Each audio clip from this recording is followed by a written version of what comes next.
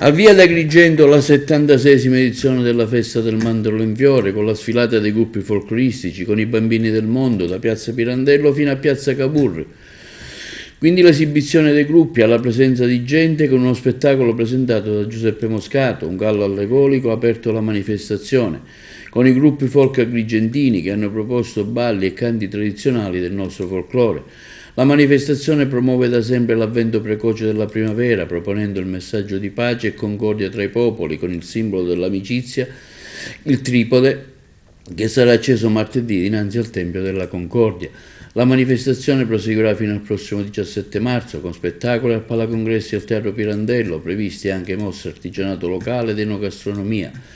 Tra gli eventi collaterali anche quello del concorso Fotografo il Mandorlo, il balcone fiorito, la vetrina in fiore, quello di Agrigento Emozioni a cura dell'Associazione Dante Alighieri, sfilata di moda il giorno 14 curata da Franco Anastasi a Casa Barbadoro, convegni sulla mandorla e laboratori del gusto.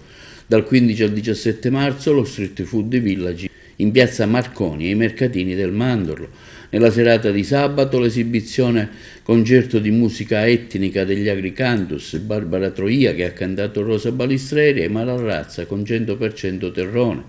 Il sindaco Miccichè ha commentato: oggi è stata inaugurata la 76esima edizione del Mandorlo in Fiore, una festa simbolo di pace e fratellanza tra i popoli, preludio di Capitale Italiana della Cultura 2025, un avvenimento importante per la nostra città. Un ringraziamento, continua il sindaco Miccichè, va alle forze dell'ordine, alle istituzioni, all'organizzazione, ai collaboratori, ai volontari per l'importante contributo che stanno offrendo e che rende possibile la riuscita di questa grande manifestazione che durerà fino alla prossima domenica.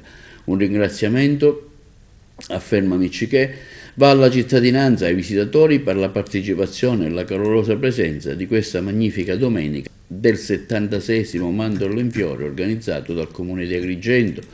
Nella mattinata di oggi l'esibizione dei gruppi folk, i bambini del mondo in piazza Cavour e al Palacongressi.